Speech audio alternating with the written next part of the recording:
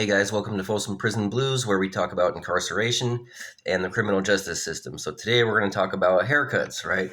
Some people wonder like how does haircuts work?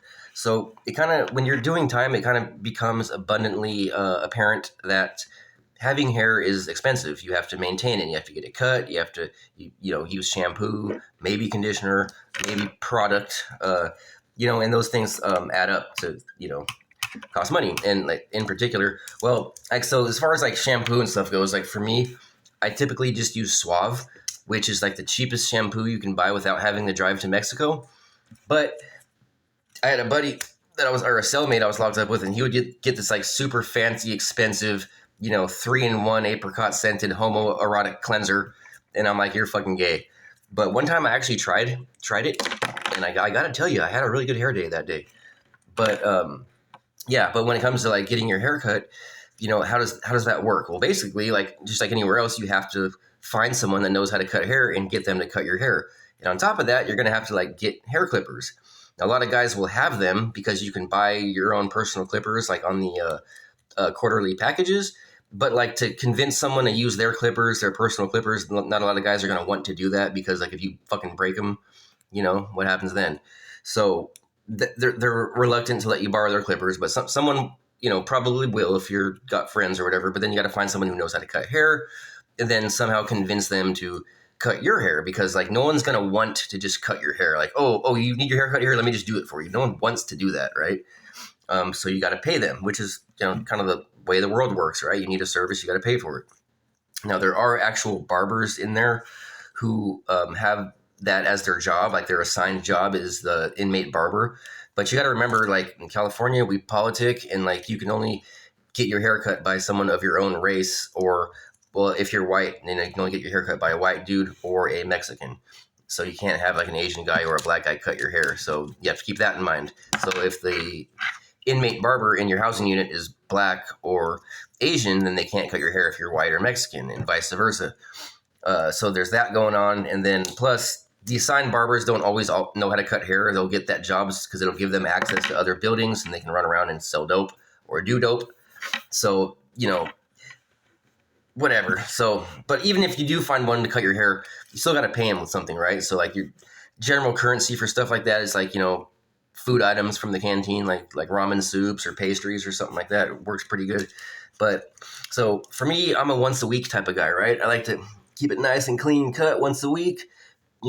Gotta keep up this image for the ladies. You know what I'm saying? So yeah, I'm a once a week type of guy, and so having to find someone once a week or even once every 2 weeks was quite a chore. It's a pain in the ass to find someone to cut your hair. You got to pay them. What if you don't have any money at the time? Like if I didn't happen to have any soups on my shelf, then I have no way to pay someone, and then it won't therefore get a haircut, and that's no bueno. So what I did was I purchased my own set of hair clippers, and I taught myself how to cut my own hair. I had so much time to do that I said, why not? If I screw up 1 or 2 weeks later, I'll try it again, and I'll try it again and again and again until I get it right. And that's what I did. And to this day, I cut my own hair. So the hair clippers that I purchased in prison are right here. I brought them with me. And this is kind of what you'll get. These would be the top of the line option. And you get these in your quarterly packages. I think these are like 40 or 50 bucks. As you can see, they're see-through so as to not bring in contraband. See-through clippers. They've got the adjustable blade on it right here, and it's kind of everything you need to cut hair. It also comes with the attachments, and the thing is though, like they're supposed to be oiled. It even says so on the owner's manual, but they don't provide oil there. So what do you do about that? You gotta maintain your stuff. You gotta maintain your things if you want them to last long, right? So I had to find someone that worked like in the metal shop and have them smuggle me back oil. So this is what they brought me. To this day, I don't know what type of oil this is, but obviously it came from a metal shop. So it's some type of oil made for metal. So it's been working good as far as I know for these. I've had these for a while. And I just taught myself how to cut my own hair. It was kind of tricky when I got to the back. I had to get a mirror, but I actually ended up being pretty good at it to where guys would come up to me and want me to cut their hair. And I could turn that into a hustle. So that's a hustle idea. If God forbid, if you end up going to prison, you want to get a hustle of some sort so you can make money for yourself. That's kind of a respected thing. If you have hustle in prison, you're more respected just because, But me personally, I don't like to cut people's hair for a couple of different reasons. I don't like to touch people.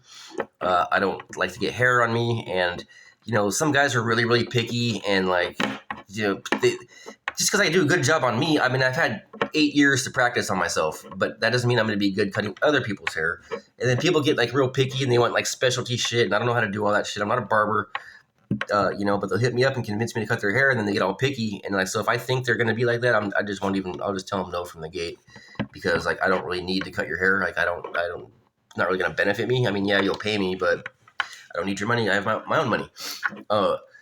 But when I do cut people's hair, I'll tell them straight up, like, look, man, I'm not going to get in a fight with you over a haircut. So, like, if you're one of those guys that are going to, like, get mad and want to fight because you don't like your haircut, or even if I make a little mistake, not that I will, but, I just let you know right now, if you're that type of person, I don't want to fuck with you. I'll just let you know right off the bat.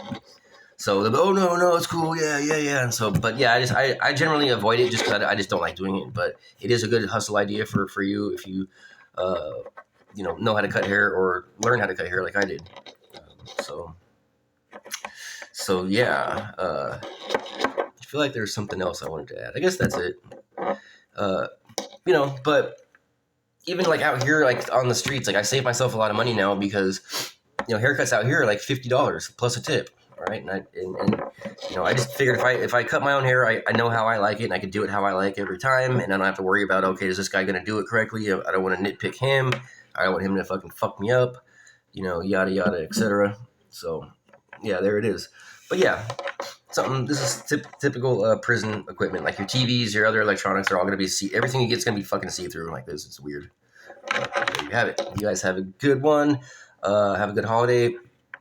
Make sure to like and follow. I will follow back and like your videos back, yada, yada, etc. Have a good one.